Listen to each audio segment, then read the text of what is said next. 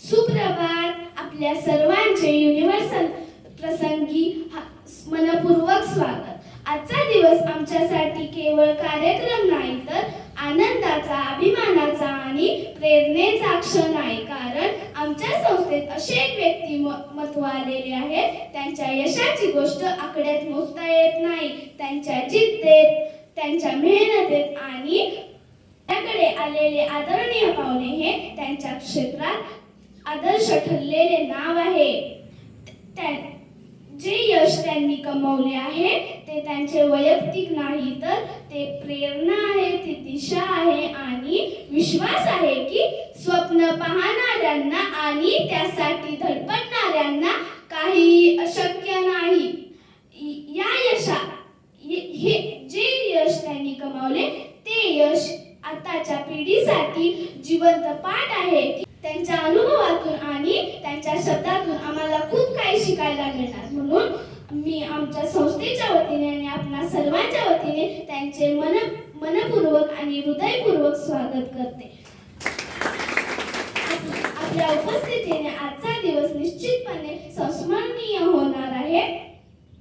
चला तर आपल्या पाहुण्यांचे जोरदार टाळ्यांनी स्वागत करूया. थँक्यू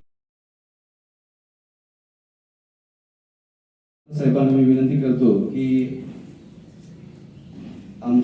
मी ज्या ठिकाणी शिकलो, बोर्ड विद्यालय बोर्डे, त्या शाळेचे मुख्याध्यापक आणि अतिशय चांगल्या प्रकारे कामगिरी केलेली आहे त्यांनी. त्यांना आता आदर्श मुख्याध्यापक पुरस्कार परवा जाहीर झाला. त्यांचं स्वागत करण्यासाठी मी डॉक्टर साहेबांना विनंती करतो. जरा जोरदार टाळ्या वाजवून त्यांचं आपण स्वागत करूया.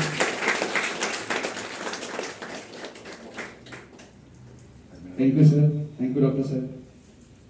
निरीक्षकपदी यशस्वी निवड झाली व्यवसाय शिक्षण व प्रशिक्षण विभागामध्ये असे आदरणीय आमचे मित्र आणि आमचे जवळचे संबंध असणारे आर.के. पाटील सर यांचे चिरंजीव अभिषेक पाटील यांचा सत्कार करण्यासाठी डॉक्टर साहेबांना विनंती करतो.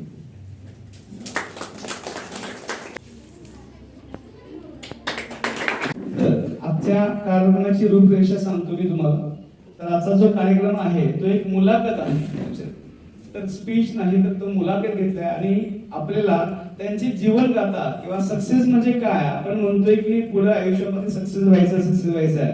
तर आपल्या समोर सक्सेस झालेली माणसं बसले आणि त्या माणसासमोर आपल्याला चर्चा करायची आहे, त्यांचं मार्गदर्शन घ्यायचं आहे. त्यांनी ज्या ज्या सक्सेससाठी ज्या ज्या गोष्टी केल्या, जे स्ट्रगल केलं ते स्ट्रगल आपल्याला इथं आज त्यांच्या तोंडातून ऐकायचं आहे. त्यासाठी मी मुलाखतीसाठी सुरुवात करतो. तर ज्यांना मी गुरु मानतो आणि प्रत्यक्षात ज्या शाळेमध्ये मी शिकलो, ज्या शाळेमध्ये माझा गणितचा जो विषय आहे तो अतिशय चांगला आणि प्रभावी झाला, असे आमचे मुख्याध्यापक सर वारके सर. त्यांनी शेतकऱ्यांचा मुलगा असताना सुद्धा अतिशय चांगल्यापैकी स्ट्रगल करून अभ्यास करून B.Ed कंप्लीट केलं आणि गावातच आपल्या शाळेमध्ये मुख्याध्यापक या पदी रुजू झाले. 7 ते 8 वर्ष विनोदाचा कालावधी घालवला आणि एकही रुपये मानधन नसताना सुद्धा त्यांनी त्यामध्ये अतिशय चांगलं काम केलं. त्यानंतर शाळा अनुदान झाली, त्यानंतर अतिशय चांगल्यापैकी शाळा चालवली आणि आता सध्या ह्या वर्षी ते रिटायर होतात आणि त्या रिटायर बरोबर त्यांना गिफ्ट मिळाले म्हणजे महाराष्ट्र शासनाचा आदर्श मुख्याध्यापक पुरस्कार. त्यांना मी एक प्रश्न विचारतो की सर, आपला जो प्रवास आहे तो अतिशय स्ट्रगल केलेला आहे, आपण अतिशय चांगल्यापैकी आपण हा कालावधी घालवला आहे आणि त्यामध्ये आपल्याला आलेले अनुभव 1-2 शब्दामध्ये आपण मनोगत व्यक्त करा. गणित विषय शिकवतो 35 वर्षे आणि या गणिताच्या माध्यमातून इतकं माझं गणित हे झाले की मी महाराष्ट्र राज्यावर सुद्धा म्हणजे तुमचं गणित प्रावीण्य असू दे, गणित प्रज्ञा असू दे, हे सगळे पेपर काढले, पेपर तपासले. बोर्डात पण मी बऱ्याच वेळा ठिकाणी गेलो. मग कोल्हापूर जिल्हा गणित विशेष समितीचे जे तुमचे 5वी ते 9वी पर्यंतचे पेपर असतात ते मी स्वतः पेपर काढले, ते तपासले. आणि गणिताच्या बद्दल तुमच्या भागातल्या सगळ्या तुम्ही मुली आहात, आसपासच्या तुम्ही शाळेत गेला विचारलं, वारके सर नुसतं म्हटला की लगेच मधील गणित विषयाचे शिक्षक आहे. म्हणजे अशा तऱ्हेनं आम्ही संघर्षातून ही शाळा अनुदानातून आणली, या शाळेची इमारत झाली आणि चांगल्या तऱ्हेनं शाळा आमच्या आज अनुदानावर आहे. आणि याचं एक शेवटला का असेना तर महाराष्ट्र शासनाची दखल घेतली आणि आदर्श मुख्याध्यापक पुरस्कार जिल्ह्यातून 2 लोकांना दिले गेले. त्यातून माझं एक नाव होतं आणि परवा मला वाटतं रत्नागिरी येथे 4 मंत्री होते, त्यांच्या हस्ते आम्हाला हा बक्षीस मिळालं, माझ्या जीवनात एक सार्थक झालं की किमान 35व्या वर्षी तरी असे ना महाराष्ट्र शासनाची दखल घेतली, त्याबद्दल मी त्यांना सुद्धा धन्यवाद देतो. आणि मी हॅलो सर. ओके, खरोखरच खरतर प्रवास आहे आपला. सरांसाठी जरा जोरदार टाळ्या वाजवून मुलं आहेत आता 11वी जाणार आहेत आणि त्यांना काय आपण सांगता येईल? कारण गणित हा विषय आपल्याला अवघड वाटतो, पण गणितासारखा सोपा विषय कुठलाच नाही. मी आता जवळजवळ 35 वर्ष शिकवते. मी माझ्या विद्यार्थ्यांना चॅलेंज देतोय की गणितात कुणी नापास होऊन दाखवा.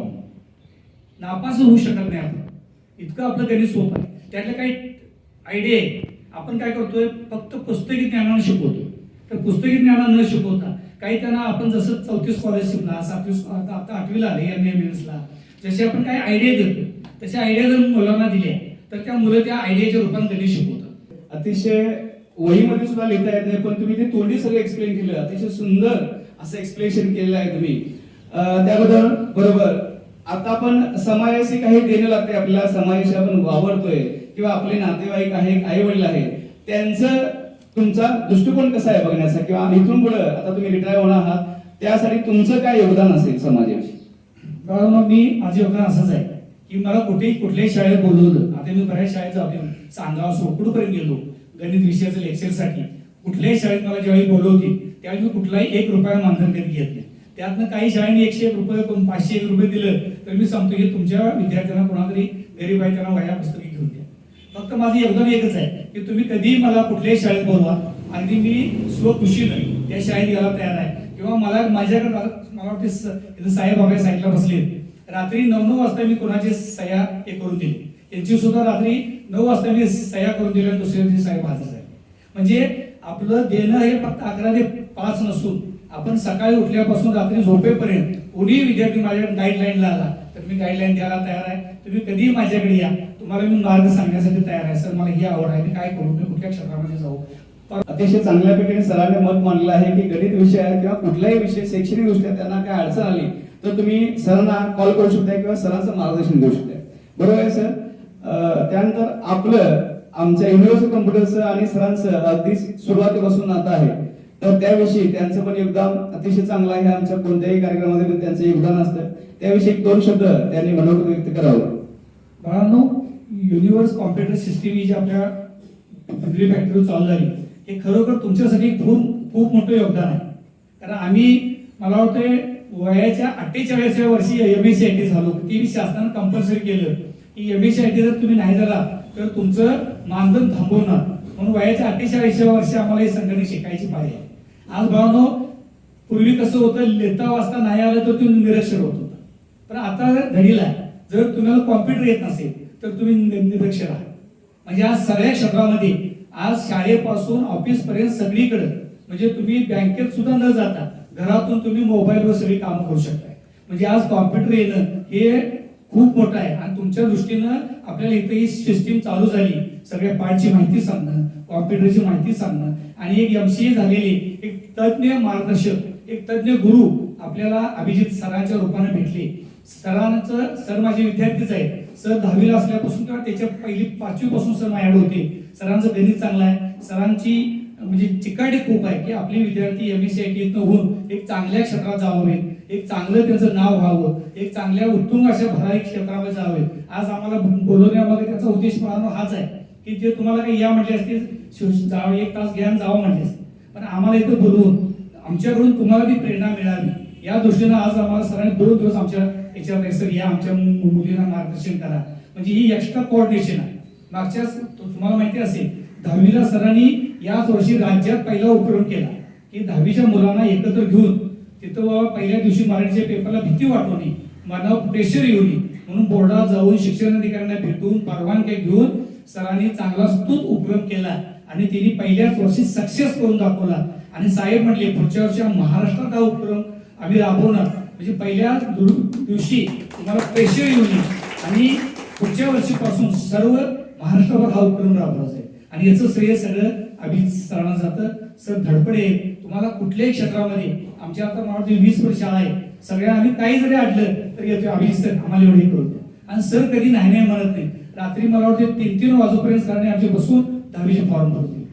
खरोखर सरांचं श्रेय आपल्या या सगळ्या भागासाठी योगदान आहे, चांगलं आहे. आणि सर चांगल्या रीतीने शिकवतात, म्हणजे अगदी तुम्हाला बारकावे सगळे सांगतात. आणि कधी तुम्हाला भविष्यामध्ये अडचण आली तर सरांच्याकडे या, सरांचं दार तुमच्यासाठी नेहमी उघडं असेल.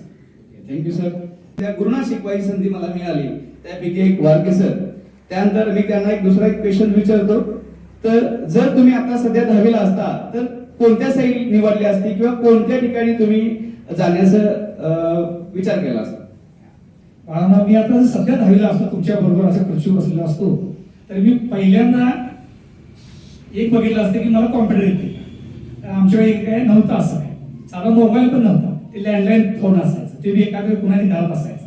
पण त्यांना आम्हाला बनवायचं तुमचा फोन आलाही आम्हाला. तर आज घराघरामध्ये मोबाईल आहे, घराघरामध्ये अँड्रॉइड मोबाईल आहे, घराघरामध्ये कॉम्प्युटर आहे, घराघरामध्ये लॅपटॉप आहे, तुम्हाला सर्वांना माहिती आहे. तर मी पहिल्यांदा क्षेत्र निवडलं असतं की संगणकाचं ज्ञान मला झालं पाहिजे. आज मी जर संगणक ज्ञान झालो तर मी साक्षर झालो. त्यामुळे पहिल्यांदा मी अभिजित सरांच्याकडे आलो असतो, सर मला यातलं सगळं तुमचं काय काय आहे ते सगळे शिकवा, ते पहिल्यांदा नॉलेज घेतलं असतं. दुसऱ्यांदा आपल्याला हे बघायचं आहे की भविष्यामध्ये आज कुठल्या साईडचा स्कोप आहे. आज इंग्लिश घ्या, गणित घ्या, आज तुम्ही इंग्लिश सुद्धा इथे बोलू शकताय, करू शकताय, इंग्लिश क्लासेस लावू शकताय. आपला जो वेळ आहे तो मोबाईलमध्ये घरामध्ये न घालवता सर इथं ऑनलाईन इंग्लिशचे सुद्धा तास घेतात, ते सुद्धा सर मला ते अटेंड करून द्या. म्हणजे कसं बोलावं, आता एक मुलगी कसं अँकरिंग करते, हे अँकरिंग सुद्धा आलं पाहिजे, इंग्लिशमध्ये बोलता आलं पाहिजे. आज मराठी सक्तीच आहे, 2 नंबर हिंदी आहे, 3 नंबर इंग्रजी आहे. जगाशी जर आपल्याला कनेक्ट व्हायचं असेल तर इंग्लिश आलं पाहिजे. त्यामुळे इंग्लिशचे सुद्धा इथं ऑनलाईन क्लासेस असतात. मी इथं आलो असतो सरांच्या म्हणजे जरी माझे विद्यार्थी असले तर मी त्यांचा आज विद्यार्थी आहे, मला सर ते शिकवा, आणि मी ते केलं असतं. आणि जगामध्ये आज कुठल्या साईडला जाणं गरजेचं आहे. सगळ्या जापनीज भाषा असू दे, अमेरिकन भाषा असू दे, इंग्लंड भाषा असू दे, सगळ्या भाषा आपल्याला अवगत झाल्या पाहिजे. आज सगळ्या देशामध्ये नोकऱ्या खूप आहेत, पण आपल्याला ती भाषा येत नाही. पण जगातल्या 3 तरी भाषा आपल्याला आल्या पाहिजे. मराठी आली पाहिजे, हिंदी आली पाहिजे, इंग्लिश आली पाहिजे, तर म्हणजे आहेच. पण त्याबरोबर जगातल्या 3 भाषा आपल्याला आल्या पाहिजेत, आणि त्याचे सुद्धा क्लासेस आपल्याला इथे मिळू शकतील. आज मी अभिसरांना सांगतो की जापनीज असू दे, कुठल्या सगळ्या भाषा असू दे, यासाठी सुद्धा तुम्ही एक 2 एक्सपर्ट नेमा आणि आपल्या ग्रामीण भागातल्या मुलांची इथं सोय करून द्या. एक युनिव्हर्सिटीच आपली इथं व्हावी असं मी सरांना शुभेच्छा देतो. Okay, thank you sir. नक्कीच आपण सांगितलेल्या गोष्टीचा विचार केला जाईल. तर जरा जोरदार टाळ्या वाजवूया वारके सरांसाठी. त्यांनी खरोखर अतिशय स्ट्रगल करत करत हा पुरस्कार मिळवला आहे. पुरस्कार मिळवला. तर लहान वयातच आपण ज्यावेळी 11-12 करतोय, आई वडील समजा शिक्षक असतील, घरातले दोघं पण जर शिक्षक असतील, तर आपण काय करतो की गाडी घेणार आणि फिरत बसणार. पण असं न करता जिद्द आणि गाडी घेऊन आपल्याला काय ते बनवायचं आहे, वडिलांचं जे काय स्टेटस आहे त्याच्यात सुद्धा पुढे आपल्याला जायचं आहे. अशा पद्धतीने योगदान आपल्या शिक्षणामध्ये करायचं, अशीच एक प्रेरणा घेऊन आपल्याच कागल तालुक्याचे एक विद्यार्थी अभिषेक पाटील सर यांनी निरीक्षक पदी त्यांची आता निवड झालेली आहे सध्या. त्यांचा प्रवास आपण त्यांच्याकडून जाणून घेऊ. नमस्कार, मी अभिषेक पाटील. माझं 2016 साली BE मेकॅनिकल झालं. त्याच्यानंतर मी गेट जी देशातील 8 नंबरची अवघड एक्झाम आपण म्हणतो, ती गेट क्वालिफाईड होऊन सरांच्या मार्गदर्शनाने सरांची सही घेऊन मी M.Tech केलं. म्हणजे त्या सरांनी जर सही दिली नसती मला, वारके सरांनी, तर माझं M.Tech झालंच नसतं. आदल्या दिवशी मला रात्री ते समजलं होतं की ट्रू कॉपी करायची, आणि त्यावेळी ट्रू कॉपी, आता सेल्फ अटेस्टेड आले, पण त्यावेळी ट्रू कॉपीचा खूप महत्व होतं त्याला, आणि शिक्का आणि सहीला खूप महत्व असायचं. तर सरांनी मला रात्री 9-9:30ला सही शिक्का दिला, आणि त्यामुळे मी M.Tech करू शकलो. M.Tech मी 2 वर्ष केलं. M.Tech केल्या मला एका खाजगी संस्थेत मला असिस्टंट प्रोफेसरशिप म्हणजे लेक्चरशिप आपण म्हणतो, तर ती लेक्चरशिपचा मी 3 वर्ष एक अनुभव घेतला. त्याच्यानंतर मी MPSCची तयारी करू लागलो, आणि 2 वर्षापूर्वी माझं सिलेक्शन झालं, आणि मला मागच्या वर्षी म्हणजे 1 वर्ष झालं जॉईन होऊन, 1 वर्ष पूर्वी मला जॉईनिंग मिळालेलं आहे ॲज अ इन्स्ट्रक्टर म्हणून, त्याला निरीक्षक असे म्हणतात. असा माझा प्रवास एकंदरीत. Thank you sir. अतिशय स्ट्रगल करून आणि बऱ्याच पोस्ट तुम्ही अगोदर प्रोफेसर म्हणून काम करत होता, त्यानंतर तुम्ही अभ्यास करून ह्या पोस्टवरती दाखल झालेला आहात. आता त्यामध्ये आपल्याला ह्या पोस्ट तुमच्याकडे आता आहे, त्याच्याबद्दल आपण समाजासाठी काय करू शकतो, किंवा विद्यार्थ्यांसाठी असेल तर त्यासाठी आपण काय करू शकतो, या संदर्भात 1-2 शब्द आपण बोलला तर बरोबर. या पोस्टचं म्हणजे ही ॲज अ लेक्चरर्स पोस्ट असते, म्हणजे ITI कॉलेज वगैरे असतात, ते ITI कॉलेजचा पूर्ण तुम्ही इंचार्ज आता टेक्निकल सेंटर आहे आमचं रोहामध्ये, तर त्या टेक्निकल सेंटर म्हणजे तुमचं आता हे कसं सेंटर आहे, तसे आजूबाजूचे जे कॉलेज असतात तिथली मुलं तुमच्याकडे येत असतात दर दिवशी, तर त्यांना गायडन्स द्यायचा, त्यांना मार्गदर्शन करायचं आणि त्यांचं प्लेसमेंट करायचं चांगल्या इन्स्टिट्यूट चांगल्या ह्याच्यात, आणि शासनाच्या विविध योजना आहेत कौशल्य आणि रोजगार उद्योजक कल्पनेच्या, त्या योजनांची त्यांना माहिती द्यायची, त्या योजना आमच्या संस्थेत राबवल्या जातात, त्याला बरेच फंड महाराष्ट्र शासनातर्फे येतात, तर ते योजना व्यवस्थित राबवायच्या, त्याची माहिती सगळ्या लोकांच्या पर्यंत पोहोचवायची, हे म्हणजे ह्या पोस्टचं महत्व आहे. अतिशय चांगलं काम करत आहे सर. म्हणजे थोडक्यात काय, बेरोजगारी कमी करण्याचं काम हे त्यांनी हातात घेतलेलं आहे. आणि त्याचबरोबर आमच्या संस्थेशी त्यांचा बराच संबंध आहे. त्यांचे वडील वडील सर यांचं मी खास आवर्जून नाव घेतोय, ज्याने आम्हाला सुरुवातीपासून मदत केली आहे. कुठल्याही ठिकाणी कुठल्याही कार्यक्रमाला त्यांची गरज बसली तर एक फोन केला की लगेच 5 मिनिटांमध्ये हजर राहणारे सर, त्यांचे चिरंजीव आहेत अभिषेक सर, तर त्यांना मी एक आमच्या संस्थेविषयी आणि आमच्या संस्थेमध्ये जे योगायोग आला त्यांना शिकण्याचा, याविषयी 2 शब्दामध्ये त्यांनी मनोगत व्यक्त करावं असं मी त्यांना विनंती. युनिव्हर्सल म्हणजे खूप, म्हणजे आम्ही ज्यावेळी इथं राहायला आलोय त्यावेळीपासूनच नाव हे युनिव्हर्सल कम्प्युटर्स आहे, आणि मी मागच्या 2 वर्षापूर्वी आपलं MSc पूर्ण केलेलं आहे. आता असा महाराष्ट्रातला रूलच आहे की इंजिनिअरिंग केलेल्यांना MSc लागत नाही, पण मी एक असिस्टंट सेक्रेटरी म्हणून एक्झाम होती आपली व्यवसाय आपलं उच्च व तंत्र शिक्षण विभागात, तुमचं MKCL त्याच्या अंडर येते. MKCL आमच्या विभागाअंतर्गत येते. मग त्याचा इंटरव्ह्यू होता, मग त्याच्या इंटरव्ह्यूला आता आम्हाला लागत नाही, पण तिथं जर आम्हाला इंटरव्ह्यू होता आमचा MKCL, तर तिथं जर विचारलं तुमचं MSc का झालं नाही, तुम्ही MKCL मध्ये काम करणार आहे, MKCL तुमच्या अंडर काम करणार, तर तुमचं MSc का नाही, म्हणून मी ते सर्टिफिकेट त्यासाठी केलं होतं. अभि सरांचे मी एक 7-8 वेळा मी त्यांचं लेक्चर अटेंड केले, त्यांचं सेशन अटेंड केले होते. खूप चांगलं त्यांनी नॉलेज दिलं होतं. म्हणजे MS वर्ड, MS एक्सेल जे आपण म्हणतो, एक बॅकबोन असते ते आपलं. तुम्ही जर कुठल्याही कंपनीत जावा, तुम्हाला MS ऑफिस हे नितांत गरज आहे आता सध्या, तर ते अतिशय चांगल्या पद्धतीने, आता ते मला पण ड्राफ्टिंग वगैरे ग्रँट वगैरे मागवताना ड्राफ्टिंग वगैरे करायचं असतं MS एक्सेल वरती, MS वर्ड वरती, तर खूप त्याचा चांगला रोल त्याचा प्ले होत असतो. तुम्ही जर शिकवलं, तुम्ही नॉलेज आम्हाला दिलं, त्यांनी खूप माझी चांगली प्रगती झाली कम्प्युटर बद्दल. ओके, म्हणजे कम्प्युटर शिकल्याशिवाय तुम्हाला ते शक्य झालं नसतं, त्यावेळी तर बऱ्याच अडचणी आल्या असत्या. म्हणून कम्प्युटर, तुमचं असं मत आहे की कम्प्युटर शिकला तरच आपल्याला भविष्यामध्ये आपण स्टेबल, म्हणजे एखादा जॉब तो टिकवू शकतो. जॉब मिळवणं सोपं आहे, पण जॉब टिकवणं अतिशय अवघड आहे. तर परत मी त्यांच्याकडे क्वेश्चन्स विचारतो की त्यांनी जर ते 10वीला असते तर त्यांनी कोणती साईड निवडली असते आणि कोणत्या ठिकाणी ऍडमिशन घ्यायचं ठरवलं असतं? 10वीला असताना आता आपले 3 ब्रँचेस असतात की सायन्स, आर्ट्स आणि कॉमर्स. तर आता जर मी तुमच्या जागी असतो तर मी शक्यतो सायन्सलाच गेलो असतो, कारण सायन्सला जो स्कोप आहे, सायन्सचा स्कोप आहे तो खूप व्हास्ट आहे ॲज कम्पेअर्ड टू आर्ट्स आणि कॉमर्स. कॉमर्स केला तर BCom वगैरे आणि अकाउंटिंग याच्याशिवाय दुसरा पर्याय नाही, आणि आर्ट्स केला तर मग BA शिवाय तुम्हाला दुसरा पर्याय नाही. पण सायन्स केला तर खूप मोठे तुम्हाला ऑप्शन्स अवेलेबल होतात की तुम्ही MBBS जाऊ शकता, डॉक्टर होऊ शकताय, तुम्ही इंजिनियर होऊ शकताय, तुम्ही वकील होऊ शकताय, कुठलाही तुमच्यासमोर ऑप्शन असतोय की सायन्स केल्यानंतर म्हणजे खूप सारे ऑप्शन्स तुमच्या समोर येत असतात. त्यामुळं मी तुमच्या जागी जर असतो तर सध्याचा जो ट्रेंड आहे आता सध्याचा ट्रेंड कशाचा आहे तर AI, आर्टिफिशियल इंटेलिजन्स. तर आर्टिफिशियल इंटेलिजन्स कडे मी जर जास्त फोकस केला असता तर bachelor of technology in artificial intelligence and machine learning हे खूप मोठा आता त्याला स्कोप आहे. तुमचा आता सरांचा AIचा जो मी तुमचे स्टेटस बघत असतो, तर AIला सरांनी आता महत्व दिले, खूप तुमच्यासाठी फायदाच होणार आहे. आणि आत्ताचा रिसेंट ट्रेंड जो आहे तो आर्टिफिशियल इंटेलिजन्सच आहे. त्यामुळे सरांनी एकदम चांगला इनिशिएटिव्ह घेतलाय तो artificial intelligence with computer knowledge with artificial intelligence खूप सध्याची एकदम काळाची गरज आहे. आणि मी जर तुमच्या जागी असतो आता 10वीला तर मी 11वी-12वी सायन्स करून BTech in artificial intelligence and machine लर्निंगला थँक्यू सर. तर अतिशय चांगलं MSCITचा अजेंडाच आहे सर, MSCIT विथ AI. त्यामुळे AI शिवाय पर्याय नाही. लक्षात घ्या, सगळ्यांनाच AI शिकणं अतिशय गरजेचं आहे. Thank you sir. जरा जोरदार टाळ्या वाजवा आपण सरांसाठी. अतिशय चिकाटीनं आणि मेहनतीनं आणि जिद्दीनं त्यांनी ही निवड जी आहे यशस्वी निवड चांगली आहे त्यांनी ती पार केली आहे.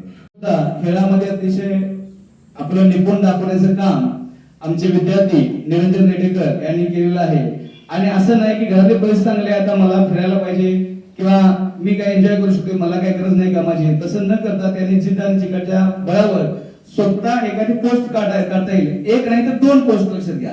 आपण एक पोस्ट काढताना विचार करा की एक पोस्ट काढताना किती लोक स्ट्रगल करतात आणि किती त्रास होते आणि किती अभ्यास करायला लागते आणि किती वेळ द्यावा लागतो. तर त्यांनी 2 पोस्ट एका पोस्टवर रोज आहेत आणि PSI साठी त्यांची आता सध्या निवड झाली आहे. ठीक आहे, तर त्यांच्यावरून त्यांचा जो जीवन प्रवास आहे किंवा त्याविषयी मत आहे ते आपण त्याच्यावरून जाणूया. अभिजित सरांचं युनिव्हर्सल मधून या माध्यमातून तुम्हाला मार्गदर्शन भेटावं म्हणून हे जे आज त्यांनी खूप चांगले प्रयत्न केले आहेत त्याबद्दल मी आणि आम्हाला बोलण्याची संधी दिली, मार्गदर्शन करण्याची संधी दिली, त्याबद्दल मी त्यांचा पण आभार मानतो. आता जर माझ्या जीवन प्रवासाबद्दल किंवा संघर्षाबद्दल सांगायचं झालं तर बऱ्याच लोकांना आर्थिक संघर्ष किंवा सामाजिक संघर्ष वगैरे असतो. तसं काही माझ्या बाबतीत नव्हतं. माझे वडील शिक्षक होते, आई पण सुशिक्षित होती, त्यामुळं आर्थिक संघर्ष वगैरे असं काही मला भेटला नाही, पाहायला भेटला नाही. पण बऱ्याच वेळा कसं असतं, तुम्ही आर्थिकदृष्ट्या वगैरे व्यवस्थित असाल तर आपल्याला चांगल्या रस्त्यावरती चांगल्या गोष्टींच्यासाठी काम करणं किंवा त्या बाबतीतच स्ट्रगल करणं आपल्याला महत्वाचं असतं. आपल्याकडून बाकीचे काही म्हणजे वाईट सवयी वगैरे लागण्याचे चान्सेस जास्त असतात किंवा सर म्हणले की परिश्रम केले पाहिजे, नाही केले तरी चालतील, आपण निवांत बसून खाऊ शकतोय, अशी दुर्बुद्धी वगैरे सुचली जाते. पण तसं माझ्या बाबतीत काही झालं नाही आणि खऱ्या अर्थानं संघर्ष माझा खेळाच्या बाबतीतच झाला म्हणायचा. एकदम म्हणजे पप्पा एक क्रीडा शिक्षक असल्यामुळे पप्पांचं एक हे होतं की मला खेळाडू म्हणून त्यांना बघायचं होतं आणि माझं असं होतं की मला अभ्यास करायला किती पण सांगा, पण रनिंग वगैरे असले काही सांगू नका. पण एक ठराविक वेळानंतर एक 7वी 8वीला असल्यानंतर पटलं मला की बाबा खेळाकडे पण लक्ष दिलं पाहिजे आणि आवड म्हणून खेळायला चालू केलं. आणि त्यानंतर 12वी मध्ये मी नॅशनल मेडलिस्ट ठरलो.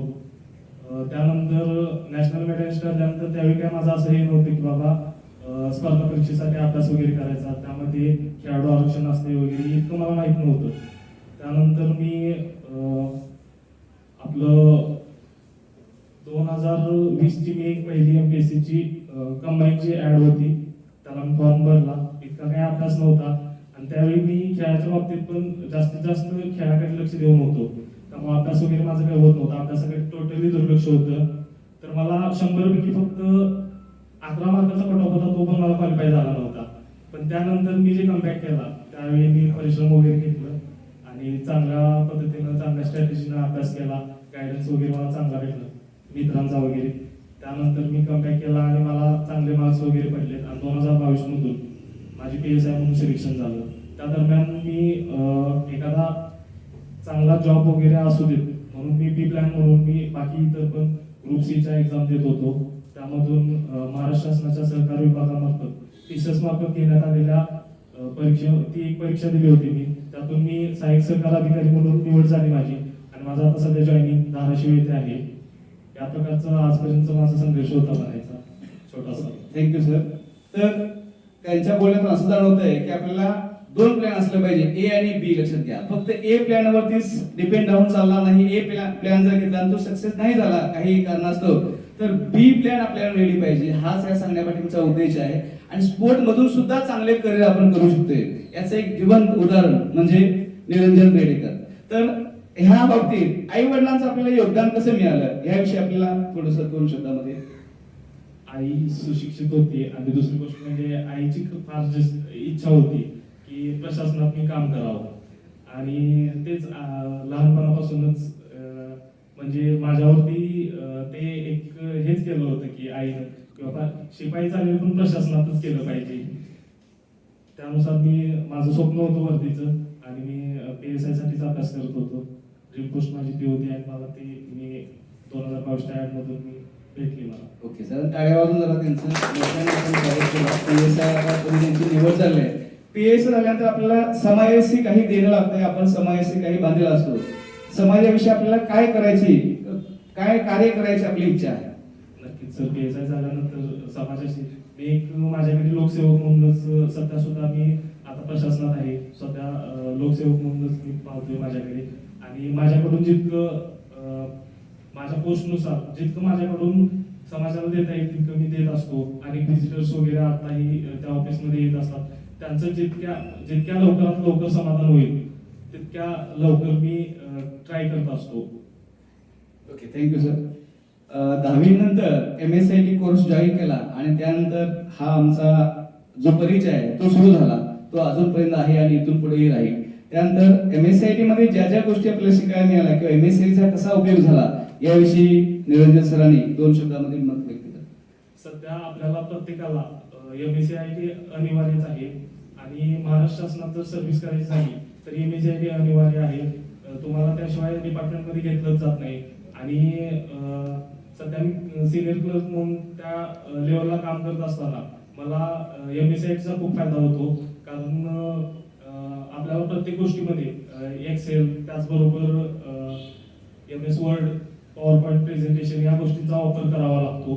आणि MSIT शिवाय पर्याय नाही. या गोष्टी मी 10वी नंतर MSIT वगैरे केली, त्यामुळे एक्सेल आणि आपल्या वर्डचा त्या बाबतीत एक मार्गदर्शन चांगलं असल्यामुळे त्यावरती माझी वर्डवरती कमांड चांगली असल्यामुळे आता सर म्हणले की ड्राफ्टिंग वगैरे खूप चांगलं करावं लागतं आणि माझं तेच आहे की ड्राफ्टिंग वगैरे माझं चांगलं आहे, त्यामुळे मी योग्य पद्धतीने काम करू शकतोय. माझ्या मिस्टेक्स वगैरे कमी होतात चांगल्या प्रकारे. आणि MSIT केलीच पाहिजे. आणि जरी तुम्हाला महाराष्ट्र प्रशासनात जरी जायचं नसेल, एखादा प्रायव्हेटमध्ये काम करायचं असेल किंवा तुमचा बिझनेस वगैरे तयार करायचा असेल तर तुम्हाला एक्सेलचा वगैरे खूप वापर होतो आणि त्याच्याशिवाय ऑप्शन नाही, त्यामुळे MSIT प्रत्येकानं करावी. तर आता सध्या ही समोर बसलेली मुलं सगळी 10वीला आहेत. तर 10वीच्या मुलांसाठी आपण काय समजा अशा कोणत्या गोष्टी आपण ठरवू शकतोय की त्या केल्यानंतर कंटिन्युएशन त्या पाळल्यानंतर की आपल्याला सक्सेस मिळू शकते, अशा कोणत्या गोष्टी आहेत त्या 2 शब्दामध्ये आमच्या मुलांसमोर आपण सांगाल. सध्या 10वीला असल्यानंतर आता 10वी झाल्यानंतर आपल्याकडे भरपूर क्वेश्चन तयार होतात की बाबा पुढची साईड कुठली घ्यायची, काय करायचं भविष्यात. तर प्रथमतः आपल्याला काय करायचं आहे, काय व्हायचं आहे या गोष्टी घरातल्यांशी डिस्कस वगैरे केल्या पाहिजे आपण.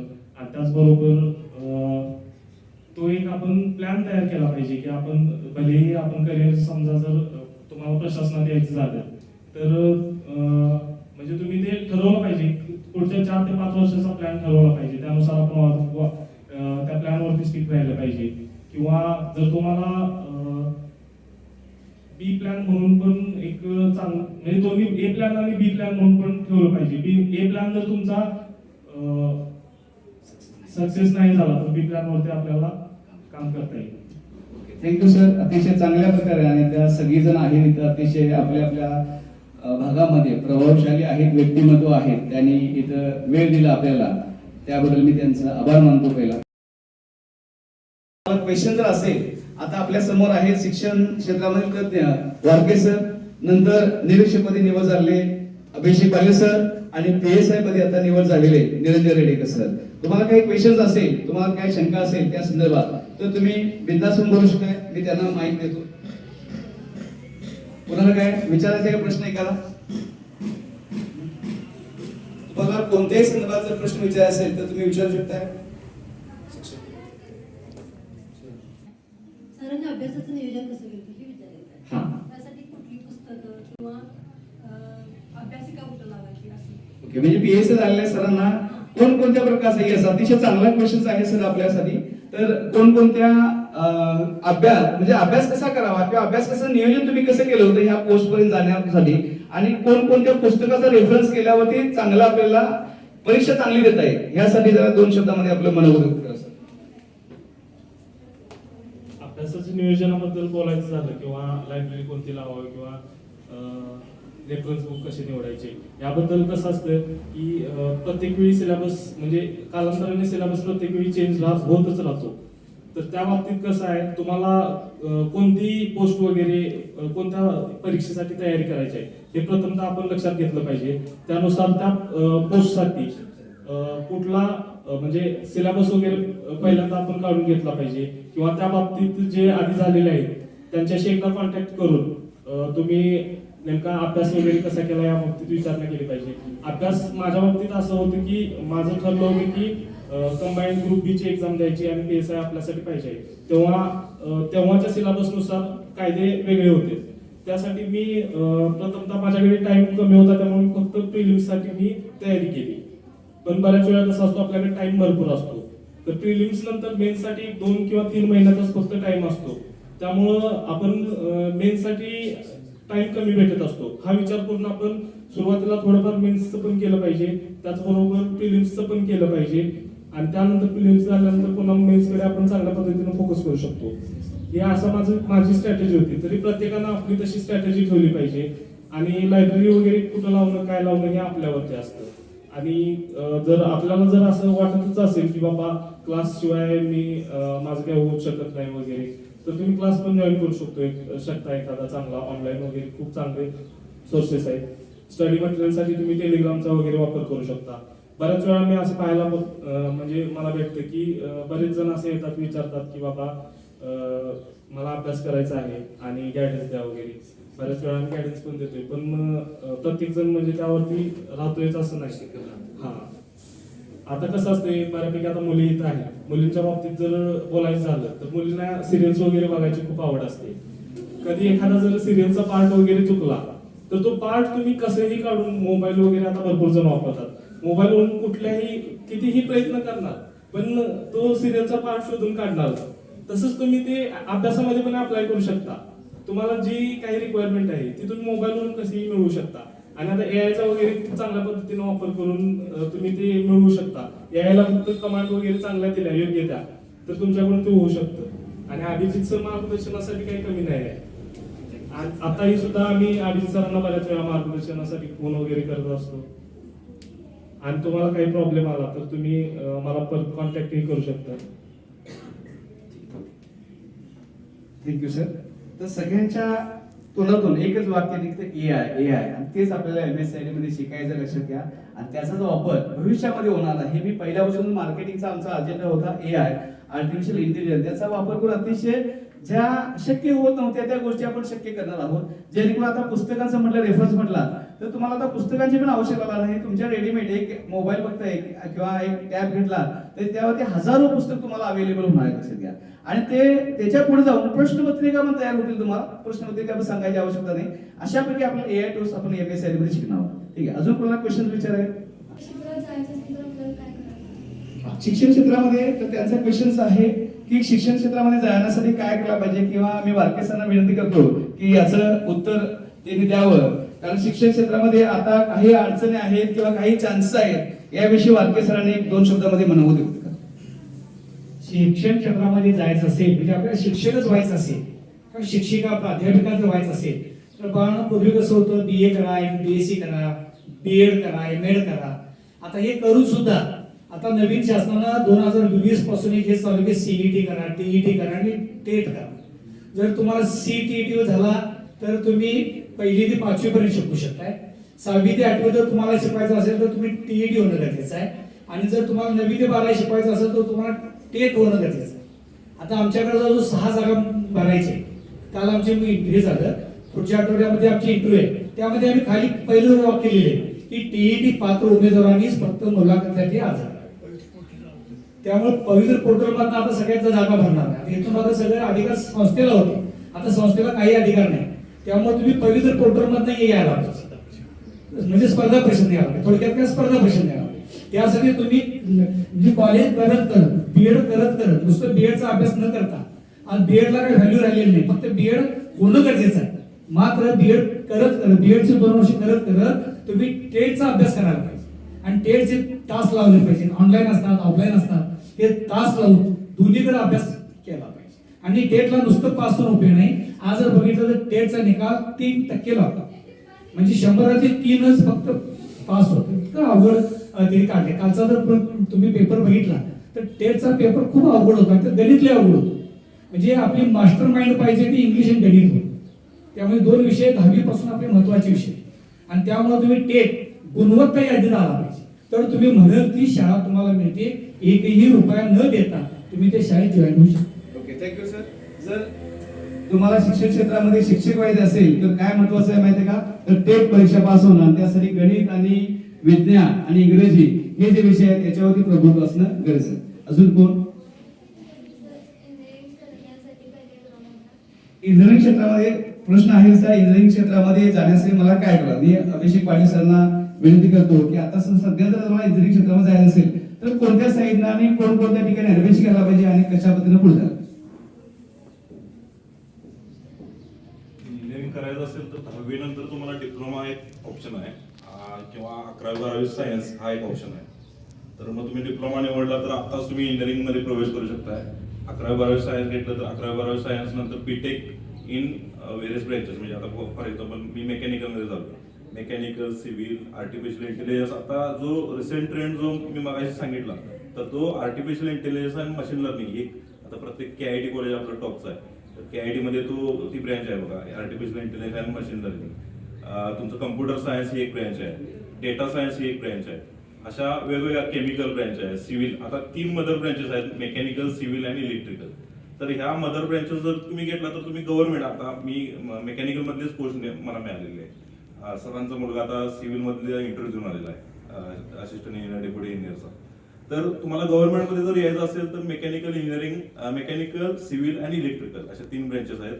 आणि जर तुम्हाला कंपनीमध्ये, प्रायव्हेट कंपनीमध्ये जर जायचं असेल तर कम्प्युटर सायन्स किंवा आर्टिफिशियल इंटेलिजन्स आणि मशीन लर्निंग या 2 ब्रँचेस आहेत.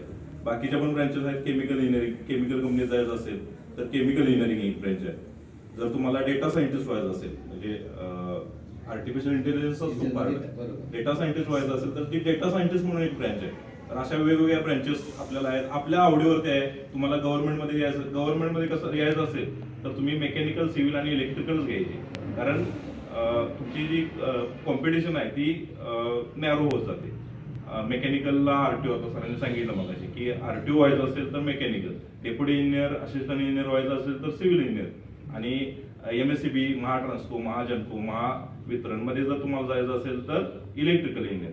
आणि तुम्हाला चांगल्या कंपनीत चांगलं पॅकेज 30 लाख, 15 लाख, 20 लाख असं पॅकेज पाहिजे असेल तर मग कम्प्युटर सायन्स, आर्टिफिशियल इंटेलिजन्स अशा वेगवेगळ्या ब्रँचेस आहेत. ते तुमच्यावरती आहे की तुम्ही कुठली निवडायची. Okay, thank you sir. अतिशय चांगल्यापैकी मार्गदर्शन आपल्याला मिळालं आहे. नंतरचा क्वेश्चन कोणाचा आहे? स्पोर्ट्समध्ये नॅशनल लेवलपर्यंत पोहोचण्यासाठी तुम्हाला काय स्ट्रगल करावं लागतं? Okay, thank you. अतिशय चांगला क्वेश्चन आहे. स्पोर्ट्स मध्ये गायकांना अतिशय चांगला क्वेश्चन विचारलाय जो मनात आहे विद्यार्थ्यांचा. तर मी रेडेकर सरांना विनंती करतो की याचं त्यांनी उत्तर द्यावं. जाण्यासाठी त्यांनी काय काय स्ट्रगल केलं आणि कोणकोणत्या पद्धतीने आता सध्याची परिस्थिती आहे त्यानुसार कशा पद्धतीने जायला पाहिजे आपल्याला. पहिल्यांदा माझ्या लहानपणापासूनचा जर विचार केला तर एक 4वी-5वीला असल्यापासूनच माझ्या लक्षात आलं की पप्पांची माझी इच्छा होती की मी ॲथलेटिक्स मध्ये ट्राय करावं. आणि पप्पा मला सारखे सांगत होते की रनिंगचा इव्हेंट ठेव, 400चा, 100चा वगैरे. त्यासाठी मला खूप हे करत होते, मोटिवेट करत होते. पण मी अभ्यासात चांगला असल्यामुळे मला असं वाटत होतं की बाबा आपण अभ्यासातच राहिलेलं बरं आणि आपल्याला पळणं काही जमत नाही, कारण का मी खाता पिताला घरचा गुटगुटीत पैलवान होतो, असा विषय होता माझा बऱ्यापैकी. पण एक 7वी-8वीला आल्यानंतर लक्षात आलं की बाबा आपण म्हणजे मी एन्जॉय म्हणून बऱ्यापैकी चालू केलं होतं. त्यात एक गोष्ट समजली होती की ते कार्टून्स मध्ये मी जियांचं एक कार्टून बघत होतो, त्यामध्ये बेसबॉल बद्दल मला माहिती होती. आणि त्यानंतर जेव्हा मी कोल्हापूरमध्ये पप्पांच्या सोबत एका ग्राउंडवरती गेल्यानंतर मला दिसलं की तिथं बेसबॉल खेळत होते, तेव्हा मला लक्षात आलं की बाबा बेसबॉल इथं पण खेळला जातो. आणि त्यानंतर मग दीदी पण JNUला होती आणि दीदीला पण बेसबॉल बद्दल वगैरे माहिती होतं, ती खेळायची. त्यामुळे दीदीनं आणि मी एकत्र सुरुवात केली होती. आरवी सरांचा मुलगा संकेत पण असायचा आमच्यासोबत. आणि आम्ही प्रॅक्टिससाठी इथून कोल्हापूरला जायचो. एक क्लब होता, तिथं आम्ही प्रॅक्टिससाठी जेव्हा सीझन यायचा, पावसाळ्यामध्ये बऱ्यापैकी स्पर्धा चालू व्हायच्या, तेव्हा मे मध्ये किंवा जून मध्ये आम्ही इथून कोल्हापूरला जायचो आणि प्रॅक्टिस करायचो. त्यावेळी म्हणजे मनामध्ये ठरवलं होतं. आणि त्यावेळी कसं असायचं आमच्या टीम गेम्स मध्ये कसं असतं की जिल्हा किंवा विभागला गेल्यानंतर तुमची टीम जरी आली तर ट्रायल सिलेक्शन वगैरे लागतात. ट्रायल सिलेक्शन दिल्यानंतर त्यामधून तुम्ही स्टेटला जाताय, स्टेटमधून आणि पुन्हा नॅशनलला वगैरे जाताय. आणि नॅशनलला गेल्यानंतर तुम्ही महाराष्ट्राला रिप्रेझेंट करून तुम्ही जर तुमचा गेम वगैरे चांगला असेल आणि जर तुमची टुर्नामेंट जर इंटरनॅशनल लेवलला वगैरे जायची असेल तर तेव्हा पुन्हा ट्रायल्स वगैरे असतात, त्यानंतर सिलेक्शन होऊन मग इंटरनॅशनल होतं. आणि माझ्या बाबतीत कसं, मी पहिलं 2-3 वर्ष केलं, तो माझ्यासाठी गेम वगैरे नवीन असल्यामुळे सुरुवातीला काही समजायचं नाही. बऱ्याच ट्रायल्सला वगैरे चुका वगैरे व्हायच्या. मी 10वीत असताना दिली होती नॅशनल स्टेटसाठी ट्रायल, 11वीत असताना दिली होती, पण त्यावेळी भरपूर चुका व्हायच्या.